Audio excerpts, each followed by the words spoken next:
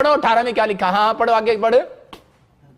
ताकि लोग नहीं परंतु तेरा पिता जो गुप्त में है। कह रहा है यहां पर लिखा, कह रहा है कि तू मुंह धो ले। कह रहा है इसका मतलब, कह रहा है तू नहा नहीं सकता तो भाई साहब मुंह तो धो ले। परमेश्वर जानता है आपको कि आप सर्दी आती है तो आप उपवास नहीं रखते सर्दियों में, कहते हैं नहाना पड़ेगा। भाई साहब आजकल लोग ऐसा बोलते हैं। परमेश्वर बड़ा अच्छा है, उसने पहले से ही आपका जुगाड़ कर रखा। वो बोलता है कह रहा नहाने की जरूरत नहीं, कह रहा मुंह ही धो ले। कह रहा पर उपवास तो कर, कहता है मुंह धो ले, बहाने मत मार। यहां आदम की तरह बहाने मत मार। जब यीशु मसीह आया, परमेश्वर आया, बोलता है कह रहा तूने ये क्या किया, पेड़ से फल तोड़ के क्यों खाया, तू तो कह रहा था मेरा फास्टिंग है। मतलब मैं ऐसे कह रहा हूं कि और उसी समय वो बोलता है कह रहा तूने जो मुझे औरत दी थी इसने मेरे से पाप कराया है। इसका मतलब दोष लगा दिया अपनी पत्नी पर। आज बहुत बार क्या कर रहे हैं, और बाइबल बोलती है दोष नहीं लगाना।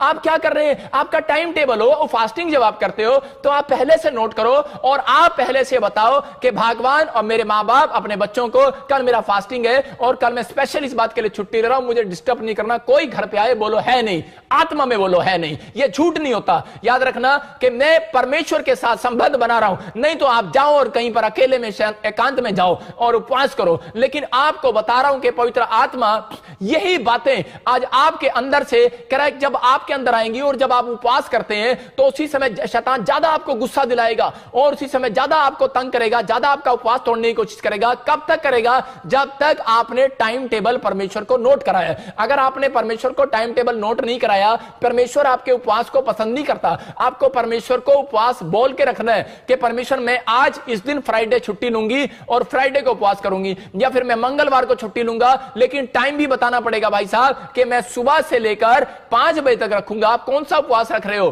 कि 5 बज गए तो चल 5 बजे तक हो गया, अच्छा 8 बज गए तो चल 8 बजे तक उपवास हो गया, 12 बज गए तो अच्छा 12 बजे तक हो गया। कई लोग सोते रहते हैं सुबह तक 2 बजे तक और फिर वो उठते हैं बोलते हैं परमेश्वर हाँ 4 बजे तक ही था, 2 बजे तक तो सो लिए और 2 घंटे में सारा काम हो गया। परमेश्वर ऐसे उपवास पसंद नहीं करता।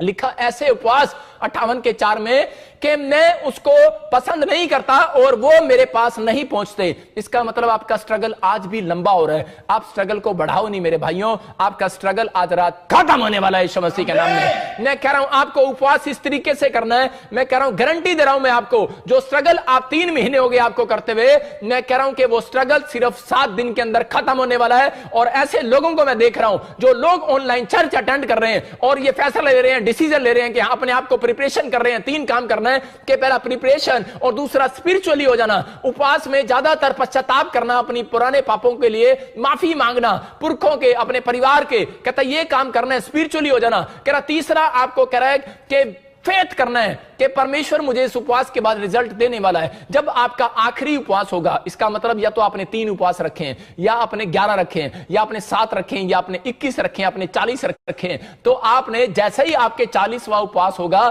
तो परमेश्वर आखिर में आपको रिजल्ट देगा। मैं आपको एक बात बता रहा हूं, गवाही दे रहा हूं कि मेरे ऊपर एक बार कर्जा हो गया, लाखों रुपए का कर्जा हो गया और सर आपकी वाइफ नहीं, और मैं इतने कर्जे में आ गया कि मेरे परिवार के लोगों ने भी मुझे घर से निकाल दिया। लेकिन जब मैं प्रभु में आया और उस समय मैंने फास्टिंग किया, पवित्र आत्मा ने मुझे कहा कि तू 40 दिन की फास्टिंग कर, और मैंने 40 दिन की फास्टिंग किया। मेरे को बड़ी मुसीबतें आई, मैंने 1 से 10 दिन, 20 दिन, 30 दिन, लेकिन उस समय पर मैंने उस व्यक्ति को पैसे देने थे, नहीं तो मेरे ऊपर कोर्ट केस हो जाना था। और जब मैंने 40 दिन मैंने उपवास, मेरा जब 40वां उपवास था, मैं उसी समय रो रहा था और परमेश्वर के सामने कह रहा था। मैंने एक कमरा किराए पर लिया हुआ था और मैं वहां बैठ गया और मैं उसी समय उस घर में बैठ गया और मैंने किसी को नहीं बताया, स्विच ऑफ। और मैं 40 दिन मैंने हार्ड फास्टिंग किया, सिर्फ मैंने पानी का उपवास रखा, मैं सिर्फ पानी पीता था और 40 दिन प्रेयर करता था। प्रेयर मेरी सिर्फ प्रेयर यही थी कि परमेश्वर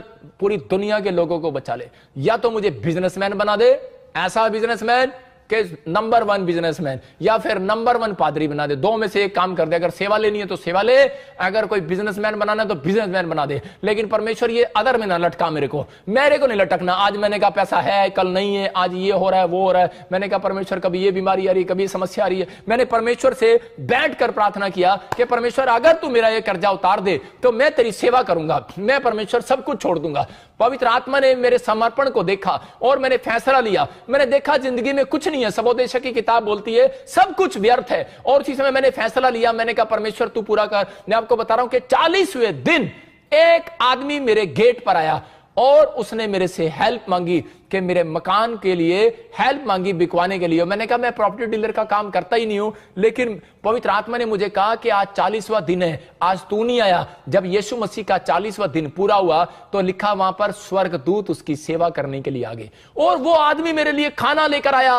और वो आदमी कहता मैंने आपका इतना नाम सुना है, कहता है कि आप, कह रहा है कि आपको, कह रहा मेरी मदद करनी है, ये पड़ोसी प्लाट आपके कहने से बेचने वाला है। मैंने कहा यार वो मुझे जानता ही नहीं है। कह रहा नहीं आपका पड़ोसी है।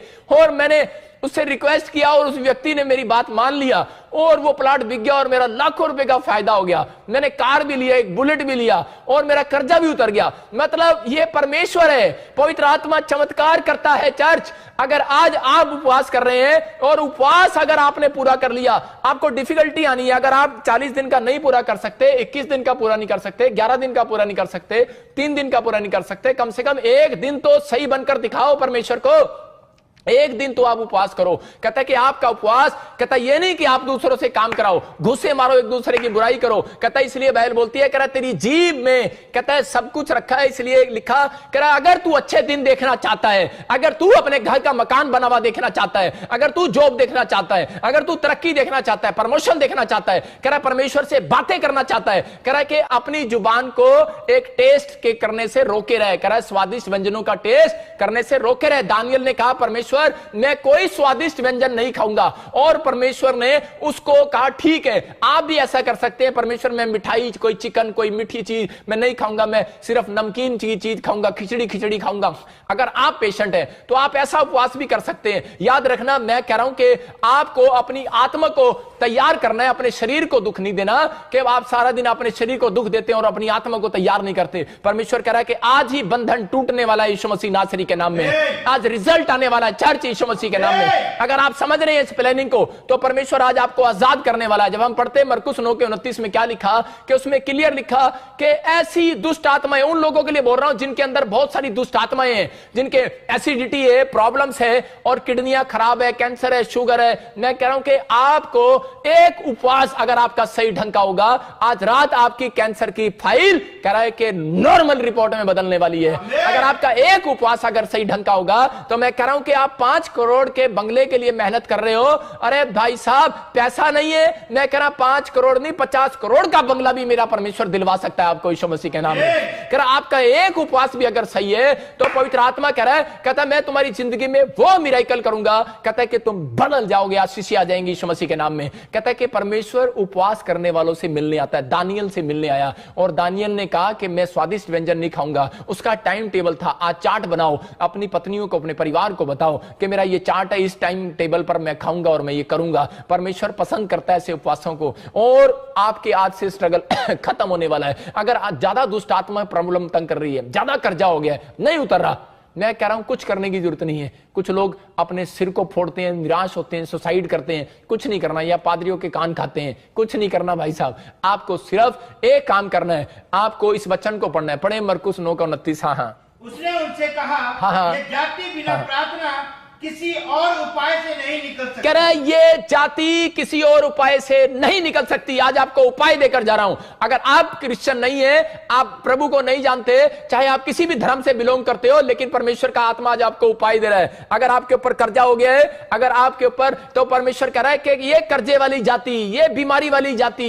ये दुष्ट आत्मा वाली जाति, कह रहा है ये मैं उन जातियों को बोल रहा हूं। कह रहा है जो बीमारी वाली जाति, कह रहा है इसको शैतान की जाति को बोला जाता है। कह रहा है जो कर्जे वाली जाति है, कह रहा है ये बीमारी वाली जाति है, कह रहा है कि ये जाति है, इसका मतलब ये जाति है, लेकिन जाएगी कैसे? कह रहा है ये किक मारने से नहीं जाती है, कह रहा है ये उपवास और प्रार्थना करने से जाती है। कह रहा है उपाय दे रहा है, इसका मतलब सीक्रेट बता रहा है। कहता है उपाय है, अगर तुमने उपाय नहीं लिया, अरे जाकर पूछते रहते हैं, हाथ दिखाते रहते हैं, भाई साहब तागे बंधवाते रहते हैं, बोलते हैं कह रहा जी लो जी पूछा दे दो भाई साहब, उपाय बता दो जी। हाँ जी, कितनी मच्छियों को आटा गिरना है, कितने गायों को रोटी खिलाना है, कितनों को क्या करना है? भाई साहब कुछ नहीं करना, आपको वो दान पुण्य तो करना ही करना करना है, लेकिन यहां पर परमेश्वर का आत्मा कह रहा है ये उपाय है। जब तू फास्टिंग प्रेयर में जाए तो करे अपनी आत्मा को तैयार कर, प्रिपेयर कर, कहता है, और विश्वास कर कि परमेश्वर तुझे देख रहा है और अपने उपवास को तोड़ने मत दे। समझदार हो आप, कह रहा है जब आप बाहर रहोगे तो आपका उपवास टूटेगा, इसलिए आप एक कमरे में, कोठड़ी में जाओ। यीशु मसीह बोलता है वो कोठड़ी में गया और कह रहा है कि गुप्त करे में परमेश्वर तुझे देखता है और गुप्त का तेरा प्रतिफल आज रात मिलने वाला है तुझे यीशु मसीह के नाम में। अगर आप मुझे पाकिस्तान से, आसाम से, नेपाल से, पंजाब से, हरियाणा से, चंडीगढ़ से, छत्तीसगढ़, कह रहा है कि उड़ीसा से, अगर ऑस्ट्रेलिया, अमेरिका, न्यूजीलैंड, यूरोप से, आप सिंगापुर, मलेशिया, थाईलैंड से देख रहे हो, तो मैं उन लोगों के लिए भविष्यवाणी कर रहा हूं, आपका स्ट्रगल 7 दिन के अंदर खत्म हो रहा है यीशु मसीह के नाम में, खत्म हो रहा है। ये मेरा आशीर्वाद है, 7 दिन के अंदर खत्म हो रहा है। जिन लोगों ने ये फैसला ले लिया है, मैं कह रहा हूं कि परमेश्वर खत्म करता है, लेकिन बहुत लोगों को नहीं पता। हम प्रेरितों के 12 का 5 पढ़ते, वहां पर क्या था, प्रेरितों के 12 के 5 में जब हम उपवास कर रहे थे, और उपवास करते करते वो क्या कर रहे थे, पतरस जब जेल के अंदर था तो उसी समय उन्होंने, कलीसिया ने लो लगाकर उपवास प्रार्थनाएं किया, और उसके 5 मिनट के बाद ही, जैसे ही उन्होंने स्टार्ट किया, एक औरत आई और बोलती चलो चलो मेरे घर पे चलो, उसका नाम मरियम, और वो बोलती है चलो मेरे घर पे चलो, आज मेरे घर पे फास्टिंग प्रे करेंगे। आज विश्वासी लोग भी ऐसे ही करते हैं कि चलो चलो हम फास्टिंग प्रे करेंगे। और जब उन्होंने करे आप इकट्ठे होके लो लागे प्रार्थना करांगे, फास्टिंग प्रे करांगे, पतरस जेल से छुड़ाया जाएगा, आजाद हो जाएगा, उन्होंने जब प्रार्थना किया तो जैसे ही उन्होंने फास्टिंग प्रेयर अभी शुरू ही किया था, और जैसे फास्टिंग प्रेयर उनका खत्म हुआ आखिरी में, और जैसे ही एंड हुआ, 1 दिन का उनका फास्टिंग प्रेयर था, जैसे ही एंड हुआ तो उसके गेट पर पतरस ने जाके खटकाया, खट खट खट खट, और उसी समय औरतें डर गई। उसने देखा सुराख में से, अरे ये कौन आ गया, पतरस करे। लेकिन जब पतरस को लेकर गए थे, वो वहां से 200 किलोमीटर का फर्क था, लेकिन 200 किलोमीटर में उस समय गाड़ी तो थी नहीं, इतनी जल्दी कैसे आ गया, वो हैरान हो गई। और उसी समय चीख पड़ी, बोलती कह रही पतरस आ गया गेट पर। तो सब के सब वहां पर क्या लिखा उसके 15 में, हाँ, पढ़े जरा क्या लिखा 15 में। उन्होंने उससे कहा, हाँ, तू पागल है। हाँ, बस करे क्या लिखा कि कौन है ये विश्वासी उपवास कर रहे हैं और प्रार्थना कर रहे हैं, और क्या बोल रहे हैं, एक दूसरे को घूसे मार रहे हैं। बोलती तू पागल है, अरे विश्वास नहीं कर रही है। बोलती है उपवास तूने किया, प्रार्थना तूने की, रिजल्ट तेरी प्रार्थना का आया, लेकिन तू विश्वास नहीं कर रही। इसका मतलब आपको उपवास करने के बाद फेथ भी आपके अंदर परमेश्वर चेक करता है, आपके फेस का इंप्रेशन भी आप परमेश्वर आपका चेक करता है। यहां पर ये औरत ने जब उपवास किया, और उसी समय जब इसका उपवास पूरा हुआ तो पतरस जेल से छूट कर आ गया, और वो उड़कर आया, स्वर्गदूत उसको लेकर आए वहां पर उसी प्लेस पर। इसका मतलब 200 किलोमीटर का जो सफर था उसने सिर्फ करा के 5 घंटे में, करा के सिर्फ 15 मिनट में पूरा कर दिया। और जब वो 15 मिनट में वो वहां पहुंच गया और गेट खड़काया, तो यहां लेडीज मसीह लोग क्या बोल रहे हैं, बोलते तू पागल है, अरे कैसे पतरस इतनी जल्दी कैसे आ सकता है, अभी तो हमने प्रार्थना शुरू ही की है। मैं कह रहा हूं कि परमेश्वर का आत्मा कह रहा है ऐसे लोगों को, अगर आपका कह रहा बाल्टी पोजीशन अगर आपने सही ली है, आपका उपवास करने का तरीका सही है, तो मैं कह रहा हूं आप प्रार्थना उपवास शुरू ही करोगे। मैं कह रहा हूं चर्च, आपका स्ट्रगल आज रात खत्म होने वाला है यीशु मसीह के नाम में। सही ढंग से की हुई प्रार्थनाएं, सही ढंग से किया हुआ उपवास जल्दी स्वीकार होता है। यह परमेश्वर का प्लान है। कहता है कि आज तक आपकी प्रार्थना अगर किसी ने नहीं सुनी, आज रात मेरा परमेश्वर आपकी प्रार्थनाओं को सुनने वाला है। आज रात मेरा परमेश्वर आपके ऊपर मिराइकल करने वाला और आपकी आशीषें खुलने वाली है। अपने हाथों को उठाओ और कहो परमेश्वर आज से मैं टाइम टेबल का पक्का हो जाऊंगा यीशु मसीह के नाम में। जैसे दानियल टाइम टेबल का पक्का था, जब हम इसको 9 के 22 में देखता हूं तो वहां पर क्लियर लिखा कह रहा है कि वो आज्ञा जब निकली, कह रहा है कि जब तू प्रार्थना कर रहा था। इसका मतलब कि वो टाइम टेबल देख रहा था परमेश्वर। एक जगह हम पढ़ते हैं प्रेरितों के काम 10 का 30 देखते हैं, और जल्दी से कुरनेलियुस के बारे में देखते हैं कि वो परमेश्वर को नहीं जानता, वो इटालियन का सूबेदार है, लेकिन बाइबल बोलती है कि वो समय पर प्रार्थना उपवास करता था और परमेश्वर ने उसकी लाइफ में चमत्कार किया। हाँ, पढ़ें देखो।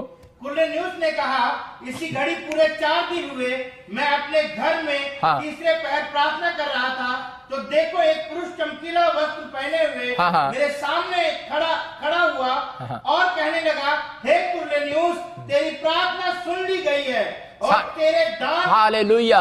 यहां पर क्लियर लिखा कह रहे कि कुरनेलियुस के पास वहां पर लिखा इसी घड़ी, मतलब उसी घड़ी पूरे 4 दिन हुए थे। इसका मतलब कि 3 दिन का जो उसका फास्टिंग था, और जैसे ही वो पूरा हुआ चौथे दिन कहते हैं कि स्वर्गदूत उसके गेट पर आकर खड़ा हो गया।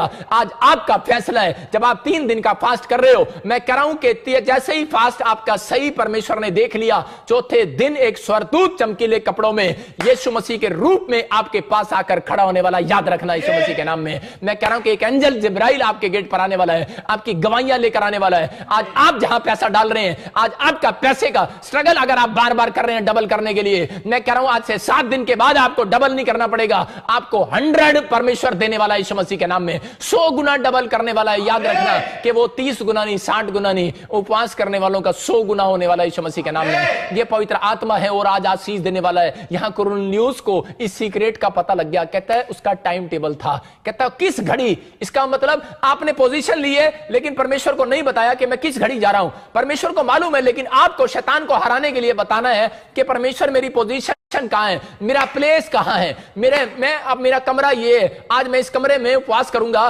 और मैं इस टाइम से लेकर इस टाइम तक करूंगा। और यहां पर स्वर्गदूत कब आए, कह रहा है जब उसी घड़ी